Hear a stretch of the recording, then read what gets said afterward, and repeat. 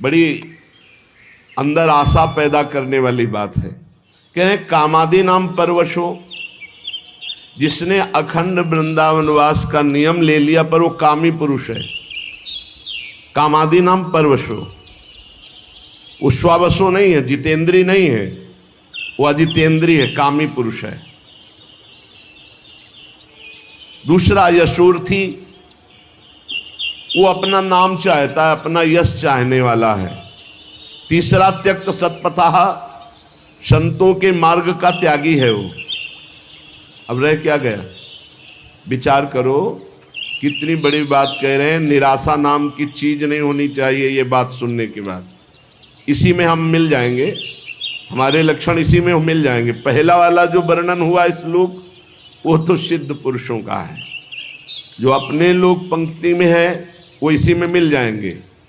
कामादि नाम परवशो, इंद्रियों का गुलाम, मन का गुलाम, काम का गुलाम। परवशो, काम के अधीन, इंद्रियों के अधीन, मन के अधीन। यशोर्थी, यश चाहने वाला, मेरा नाम हो जाए, मेरी कीर्ति हो जाए। और त्यक्त सत्पथा, सतमार्ग का त्याग करने वाला, संतों के द्वारा बताए हुए मार्ग में ना चलने वाला। कह रहे कि ययादपि तत्कृपा, यदि वृंदावन की कृपा हो गई और उसने निश्चय कर लिया कि मैं आजीवन वृंदावन वास करूंगा, तो कह रहे कथम वृंदावन सिद्धिम न, उसे कौन सी सिद्धि नहीं प्राप्त हो जाएगी? सब कुछ प्राप्त हो जाएगा। भाई ये बात पकड़ लो। ये थोड़ा बहुत कठिन बात है। क्या? आजीवन वृंदावन वास करना। ऐसी ऐसी परिस्थितियां लुभावनी आती है कि आप चलो बस। ऐसी ऐसी भयावनी परिस्थितियां आती, आपको अब तो चलना ही पड़ेगा। वृंदावन का नियम ऐसा कट्टर ले लो कि प्राण निकल जाए सो स्वीकार, लेकिन हम सशरीर जीवित वृंदावन से ब्रज के बाहर नहीं जाएंगे। तो चाहे वो कामी पुरुष हो, चाहे यशोर्थी पुरुष हो, सतमार्ग का त्यागी पुरुष हो, तो भी उसे भगवत प्राप्ति हो जाएगी। धाम वास मात्र से वृंदावन प्रभाव सुने अपनो ही गुण देत, जैसे बालक मलिन को मात गोद भर लेत। भगवत प्राप्ति बहुत दुर्लभ दिखाई देती, क्योंकि इंद्रियों को समेट पाना, मन को समेट पाना, रात दिन निरंतर भजन में लगे रहना, जब तक जीवित हैं कोई गलती ना होने पावे, तब भगवत प्राप्ति। धाम की कितनी महिमा है कि वो कामी पुरुष है, परवश है इंद्रियों के। यही बात ध्रुवदास जी ने भी लिखा है, यद्यपि भक्त अनन्य जो। यही बातें हृदय को बलवान बना देती है। यद्यपि भक्त अनन्य जो, विषय इंद्रियन बस होए, कर्मठ कोटि जितेंद्रियन तेषम लहय न कोय। जो श्यामा श्याम का अनन्य हो गया है, यद्यपि वो अभी विषयी है, जितेंद्री नहीं हुआ, तो भी करोड़ों जितेंद्रियों, करोड़ों कर्मकांडी उसकी समानता नहीं कर सकते, क्योंकि वो श्यामा श्याम का अनुरागी है, श्यामा श्याम का अनन्य है। शरणागति में सुग्रीव जी के प्रति जो भगवान का शरण्य का भाव दिखाया, वो बहुत पुष्ट करता है। सुग्रीव जी से हनुमान जी महाराज, वो देखो जो राजकुमार, सुग्रीव जी तो कांप गए। उनको लगा कि ये बाली के द्वारा भेजे हुए, क्योंकि बाली यहां सापवश आ नहीं सकता, इसलिए वो सुरक्षित थे वहां। हनुमान जी से डर करके कहा कि अब तो प्राणों को कहाँ हम सुरक्षित रख पाएंगे, क्योंकि जहां भागेंगे वहां बाली पहुंच जाएगा। हम इसी पर्वत पर केवल सुरक्षित थे, ऋषि के साप से वो यहाँ आता। ये दो दिव्य राजकुमार हमें लगता है उसी के भेजे हुए, तुम जाओ देखो कौन है। हनुमान जी विप्र रूप में गए, सामने अरविंदाक्ष भगवान पर दृष्टि पड़ते ही साष्टांग दंडवत। आप कौन हैं स्वामी? नंगे पैर ऐसे कटीले कंकरीले जंगल में भ्रमण कर रहे हैं, आपके इस भ्रमण का हेतु क्या है? कहा मैं दशरथ नंदन राम और ये लखन। पिता की आज्ञा से हमें 14 वर्ष का वनवास मिला हुआ है। पर आप कौन हैं? विप्र देवता, आप ऐसे मृदु वचनों से और आपको देखने से लग रहा है कि आपका हृदय बड़ा महान है, क्योंकि आंखों में अश्रु आपके भरे हुए हैं। आप कौन हैं? तो बोले, स्वामी मैं तो मंद बुद्धि भूल सकता हूं, लेकिन आप ऐसे पूछेंगे, मैं तो आपका सेवक हूं।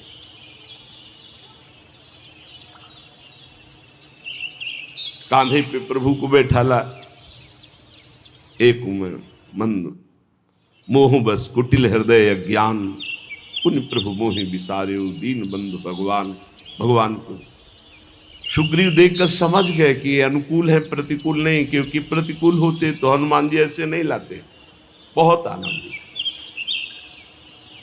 हनुमान जी महाराज परिचय सुग्रीव का श्री राम जी को, और राम जी का परिचय सुग्रीव को देते। जब परिचय सुना और समस्या सुनी तो भगवान ने कहा, तुम चिंता मत करो, मान लो बाली मारा गया, मान लो, तुम निश्चिंत हो जाओ। और अग्नि को साक्षी करके मित्रता की हनुमान जी महाराज की कृपा से। सुग्रीव ने कहा, प्रभु मान तो लेते हैं आपकी कृपा से, लेकिन बहुत बलवान बाली है। देखो ये दुंदुभि राक्षस की हड्डियां हैं, ये ताल के वृक्ष हैं, यदि एक बाण में इनको बेध दो तो मुझे विश्वास हो जाएगा बाली मार। भगवान का अमोघ बाण। अब बड़ी प्रसन्नता हो। भगवान ने कहा, जाओ ललकारो जाकर बाली को। खास बात जहां हमें पकड़नी हो, बात को समझना, आज तक राम जी का भजन नहीं किया सुग्रीव। हनुमान जी की कृपा से केवल मित्रता हुई। भगवान के वचन पर उसको दोबारा प्रश्न करना पड़ा कि इसको प्रमाणित करो, तब मैं मानूं कि बाली को मार दोगे। वो भी भगवान ने प्रमाणित किया। भगवान ने कहा, जाओ ललकारो जाके। ललकारा। बाली ने सोचा कि हमारे घूंसे के प्रहार से प्राण बचाकर भागने वाला किष्किंधा के द्वार पर ललकार रहा है। अपनी पत्नी तारा से कहा, ऐसा कौन सा बल इसमें आ गया? बोले, प्रभु मैंने सुना है कि सर्वलोक महेश्वर भगवान श्री राम इनसे मिल गए, अब आप इनसे वैर मत कीजिए। तो कहा, अरे अगर भगवान है तो समदर्शी हो, मेरा और सुग्रीव का पक्ष विपक्ष क्यों मानेंगे? वो तो समदर्शी हैं, भगवान तो समदर्शी है। चल, अब एक ही रूप के बाली और सुग्रीव, ऐसी पिटाई सुग्रीव की त्राहिमाम करके भागे। भगवान के समीप में भगवान से कहा, प्रभु एक वृक्ष की ओट में थे। कहा, प्रभु कहा था मेरा भाई नहीं, एक काल है, नस नस तोड़ दी, और आपने मारा क्यों नहीं? बोले, समस्या थी कि वहां पहचाना ही नहीं जा रहा था कि सुग्रीव कौन और बाली। क्यों भगवान ने पिटवाया? भगवान को पहचानने की जरूरत है। सर्वज्ञ है, सर्वलोक महेश्वर, सर्वत्र विराजमान, सर्वसत्ता, उनको कोई जानने में अभिमान कि देख लो, आखिरी में तुम देख लो, फिर भी तुम में कोई बल नहीं है, मेरा ही बल महाबल है, तुम में कोई बल नहीं। कर प्रसाद सुग्रीव शरीरा। भगवान ने जीव इस शरीर स्पर्श किया, पीड़ा गई, नवीन बल जागृत हुआ, और एक माला अपनी प्रसादी पहनाई। अब जाओ।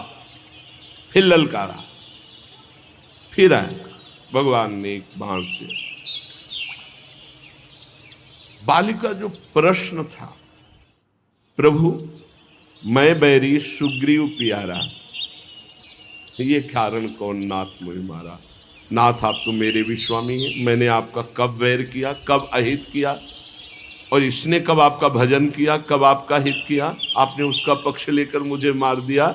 श्री भगवान ने कहा, शरणागत का बैरी मेरा बैरी, शरणागत का मित्र मेरा मित्र। तू मेरे शरणागत को जानता है कि मेरी शरण में हो गया, फिर भी वैर करता है।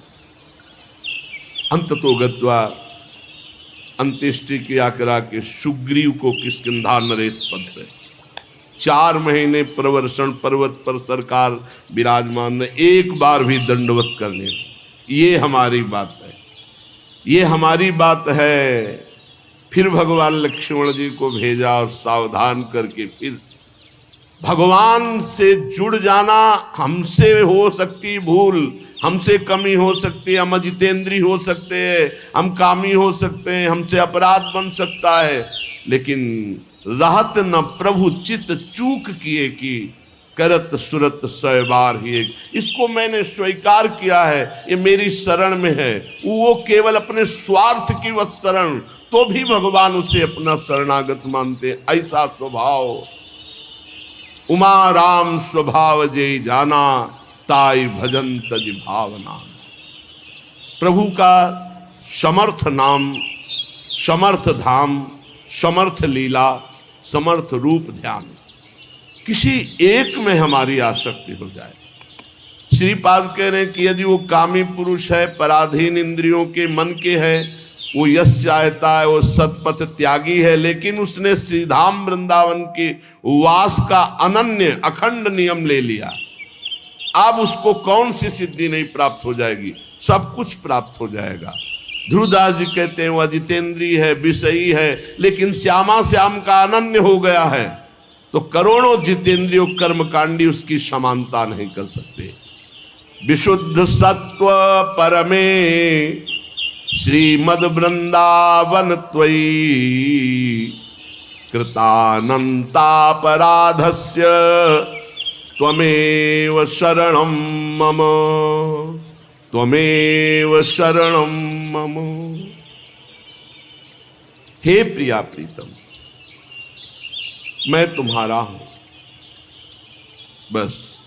तवास्मीति तवास्मीति वदंत मत, मैं आपका हूं। श्यामा श्याम, मैं कैसा हूं ये आप जानते हैं। मैं कोई अपनी पात्रता, गुण, तपस्या, साधना के कारण दावा पेश नहीं कर रहा कि आप हमारे हो, नहीं। तवास्मी की, मैं आपका हूं। आपके तो हजारों लाखों करोड़ों अरबों भक्त हैं, पर नाथ मेरे लिए आप ही हो, मेरे आप ही साधन हो और आप ही साध्य हो। तवास्मीति वदंतमपि मामृषा, और खास बात ये भी मैं झूठ बोल रहा हूं, क्योंकि तवास्मीति मैंने बहुतों से बोला है। मैं आपका हूं, मैं आपका हूं, मैं आपका हूं, बहुत से बोल चुका हूं, ये भी सत्य नहीं है। बहुत सुंदर बात, देखो कैसी प्रभु की महिमा है। अगर वो स्वीकार ना करे तो हम झूठों का काम ही नरक में पूरा हो। विशुद्ध सत्व परमे वृंदावन त्वयि, ये विशुद्ध सत्व में वृंदावन है, अनंत अपार महिमा है। लेकिन इसमें जो करुणा समुद्र विराजमान लाडली लाल है, एक बार कोई हृदय से कहे, झूठा ही सही, तवास्मीति, मैं आपका हूं। बहुत बड़ी बात, बहुत बड़ी बात, हृदय से तवास्मीति वदंतमपि। पर मामृषा, सच्ची कहता हूं प्रभु, ये बात पूरे संपूर्ण हृदय से मैं नहीं कह रहा हूं। कहीं ना कहीं कोई विषय राग, कोई व्यक्ति राग, कोई और होगा, झूठा भी हो सकता है, पर मैं ये कह रहा हूं कि आपके सिवा मेरा कोई नहीं। तो महापतित मप्यात्म कारुण्याद आत्मसात, ओहो, महाकरुणा में श्री प्रिया प्रीतम उसे आत्मसात कर लेते हैं, अपने में मिला लेते हैं, अपना रूप दे देते। किशोरी मात्मानम, अपना रूप सहचरी बको। श्री लाल प्रिया की इच्छा ही सहचरी है, लाल प्रिया का मन ही सहचरी है, लाल प्रिया की संधिनी शक्ति ही सहचरी है। ऐसे एक बार जो हृदय से बोल दे मैं आपका हूं, तो ये कभी छोड़ते नहीं हैं। और महापतित तो हो, नीच हो, तो कह रहे हैं करुणया दात्मसात, करुणा करके उसे अपना स्वरूप प्रदान कर देते हैं। ऐसा हमारे प्यारी जू का स्वभाव, ऐसा महामहिम करुणामय वृंदावन। अब हमको चूकना नहीं चाहिए, बहुत बढ़िया अवसर मिल गया है। शरीर के ढांचे का कुछ पता नहीं है कि ये कब कैसे गिर कर नष्ट हो जाए, कब कौन सा रूप ले ले मृत्यु और हमारे शरीर को नष्ट कर दे। हम बड़ी कामना से बड़े सुंदर सुंदर मनोरथ करते हैं, मकान बनाते हैं, रुपया पैसा जमा करते, खूब खाएंगे, मौज से रहेंगे, और पता नहीं उसमें प्रवेश हो कि ना हो, पता नहीं उसमें कितने दिन रह पाए, क्योंकि इस ढांचे का कोई भरोसा नहीं है, ये कभी भी गिर सकता है। प्रतिक्षण मृत्यु कहीं और दूर नहीं, आपके सिर पर सवार है। ये दिमाग में बैठा लिए, मृत्यु को कहीं दूर से सवारी से नहीं आना, वो आपके सिर पर सवार है। सर्वतो भावेन तैयार रहो मृत्यु के लिए, सर्वतो भावेन तैयार रहो मृत्यु के लिए। तैयारी क्या है? नाम जप, हर समय नाम जप। आप तैयार हैं। जो पहले से तैयार न थे, पछता पछता कर चले गए, हम तुम सबको जाना है, जाने की तैयारी कर लो। रहे न रावण समभिमानी, हिरण्याकश्यप संवरदानी। हम तुम सबको जाना है, जाने की तैयारी कर लो। जो पहले से तैयार न थे, पछता पछता कर चले गए। प्रतिक्षण मृत्यु सर पर सवार है। सर्वतो भावेन मृत्यु के लिए तैयार हो जाओ। मृत्यु जीवन का अंत करेगी ही तुम्हारे, जीव का नहीं, जीव का नहीं, जीवन का। इससे जितना भजन कर लोगे तो तुम अपने स्वरूप का रहस्य जान जाओगे। मृत्यु शरीर को नष्ट करती, तुम्हें नहीं। यदि ये ज्ञान प्रबल जागृत हो गया तो मृत्यु की मृत्यु हो गई, निर्भय हो जाओगे। यदि ये बात ना हो तो प्रभु की शरण में हो जाओ तो निर्भय कर देंगे। एक ऐसी भूमा स्थिति जागृत हो जाएगी जहां मृत्यु का कोई भय नहीं है। अतएव सब तरह से सदा सर्वदा सावधान रहो। जीवन की एक एक श्वास मृत्यु निकाल रही तुम्हारे पास। जैसे 1,00,000 श्वास है, अब गई तो माइनस होती चली जा रही। 1 साल की श्वासें निकल गई, लोग आनंदित होते हैं, हैप्पी बर्थडे, जन्मदिन में प्रसन्नता प्रकट करते हैं। नहीं, जिसकी रकम कम होती वो शोकित होता जाता है। माल बहुत ऊंचा खरीदना है और रकम वैसे ही कम थी और वो भी खर्चा होती चली जा रही। माल खरीदना है भगवत प्रेम, जीवन मुक्तता, और वो रकम श्वास श्वास नाम जप, और वो श्वासें 1 वर्ष की खाली चली गई और हम हैप्पी बर्थडे मनावे। कैसी हमारी अज्ञानता है। मृत्युकालीन जिसका नाम चलता होता है, तो इस शुभ चिंतन के प्रभाव से वर्तमान में नाम चलता होता है, उसकी मृत्यु शुभ हो जाती, बड़ा मंगलदायी मृत्यु होती। भगवान का नाम जपते जपते शरीर छोड़ दे, ये सबसे बड़ी बात। या तो ब्राह्मी स्थिति, ब्रह्माकार वृत्ति, और या भगवान का नाम जप करते हुए, 2 में ही भगवत प्राप्ति। इससे मृत्यु को सदा पहचानो कि मेरे सिर पर सवार कभी भी हो सकती, घटना प्रतिघटना, कभी कुछ भी हो सकता है। शरीर पता नहीं रहे कि ना रहे, इसलिए राधा राधा राधा राधा। भगवद स्मृति प्रतिपल यदि है तो घबराहट नहीं होगी, भय नहीं होगा, बड़े आराम से शरीर छूटेगा। शरीर तो छूटना ही है और बड़े आराम की व्यवस्था में पहुंच जाओगे जहां श्यामा श्याम परमानंद बरस रहा है। इस क्षण भंगुर शरीर में भजन ही सार्थक है। जितना भजन कर लोगे उतना ही सार्थक जीवन जाएगा। पर कामनाओं के कारण भजन नहीं हो पाता। जिसने समय रूपी संपत्ति पर महत्ता दे दी वो महान बन गया। ये कामनाएं हमारे समय को भगवान से विमुख करके नष्ट कर रही है। अरे भाई, कल्प दो कल्प वाला शरीर तो है नहीं। 100 वर्ष और आजकल का जो खान पान और रहनी है, आजकल के जो आचरण हैं, वो अकाले मृत्यु में पहुंचा देते हैं। 70-80 तक तो पहुंचना मुश्किल हो रहा है। अब इतने रोग चल गए हैं। नौजवान हैं, high blood pressure, low blood pressure, 500 sugar, ये वो, मतलब मृत्यु बिल्कुल पूरी व्यवस्था की है। ये कामनाएं हमको भगवान से विमुख किए हुए हैं। ये कामनाएं हैं तो बड़ी तुच्छ, पर हमको बड़ी महान समझ में आ रही हैं, बड़ी उत्तम समझ में आ रही। अगर उत्तम और महान न समझ में आती तो कामना छोड़कर भजन करते। कर्तव्य का पालन करो, कामना की जरूरत नहीं। कर्तव्य पालन करते हुए फल में समान भाव रखो। सुख दुख समय कृत्वा लाभा लाभो जया जयो। जय हो या पराजय, लाभ हो या हानि, सुख हो या दुख, अपने कर्तव्य कर्मण्येवाधिकारस्ते मा फलेषु कदाचन।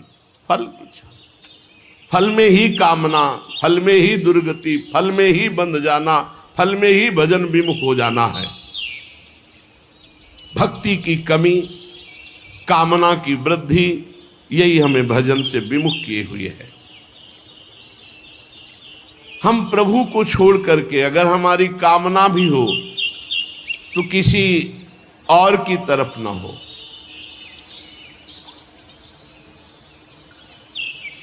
जग जाची को न जाची जो जिए जाची जान की जान ही रे। आहा, जग जाची को न जाची जो जिए जाची जान की जान ही रे। जेहि जाचत जाचकता जरि जाई, जो जारति जोर जहान ही रे। गोस्वामी तुलसीदास जी ने कह रहे हैं, ये पद केवल सुनने गाने का नहीं, इसे जीवन में उतारने का। अगर तुम्हें कुछ चाहिए तो जग जाची को न, किसी से मत मांगो। इस संसार में किसी से, ये बात पकड़ लो, बात पकड़ लो। जग जाची को न, मेरी बात मान लो। कोई तुम्हारी बात पूरी नहीं कर सकता किसी से संसार में, कभी किसी से मत मांगना। जाची जो, अगर मांगना ही है तो हृदय से जाची जान की जान ही रे। भगवान श्री हरि से मांगो, क्या होगा? जेहि जाचत जाचकता जरि जाय, मांगना मिट जाएगा। जेहि जाचत जाचकता जरि जाई, जो जारत जोर जहा नहीं रे। मांगो तो केवल प्रभु से मांगो, जिससे मंगतापन मिट जाएगा। वो ऐसे दाता है, दे देंगे ना, जन्म जन्म की मांग पूरी हो जाएगी। जिसके जानने के बाद कुछ जानना बाकी नहीं रहता, जिसके पाने के बाद कुछ पाना बाकी नहीं रहता। इसलिए किसी से मत मांगो, किसी से मत कामना करो, केवल प्रभु से करो, इंतजार करो। उनकी बाट जो हो किसी और की तरफ मत देख लेना। जो सकाम भाव रखते हैं, मांगते हैं, तो केवल प्रभु से मांगो, अन्य से नहीं। ये तुम नियम ले लो कि हमारा आराध्य देव ही हमारी पूर्ति करेगा, हम दूसरे से कभी नहीं। श्यामा श्याम ही बहुत महान है, हम कैसे तुम्हें क्या क्या बतावें तुम्हें। उनकी कृपा, केवल उनकी कृपा, केवल उनकी कृपा का आश्रय। कभी अन्य का आश्रय ले लेंगे तो आपकी भक्ति बाधित हो जाएगी, आपका जीवन समस्या में पड़ जाएगा और आपको परेशानी ही परेशानी हो जाएगी। केवल प्रभु का आश्रय। सकामता है, माना भी आप निष्काम नहीं हुए तो प्रभु पर निर्भर हो जाओ, वही पूर्ण करेंगे। वो कामना भी पूर्ण कर देंगे और आपका कल्याण भी कर देंगे। ऐसा स्वभाव है हमारे स्वामी का।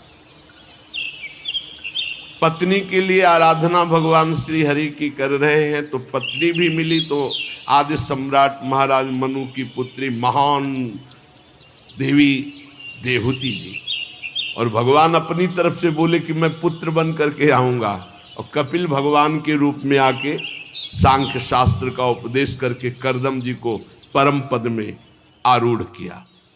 अगर भगवान से मांगा जाए तो विषय भी दे देते और साथ में अपने आप को भी दे देते कि अब तुम हमसे मांगे हो तो वैसी तुम्हारे अंदर ज्ञान वृत्ति जागृत करेंगे कि अब तुम्हारा मांगना मिट जाए, जाचकता जरी जाए। जो आज तक कोई सफल हुआ है मानो, वो केवल भागवतिक शक्ति से, दिव्य शक्ति से सफल हुआ है।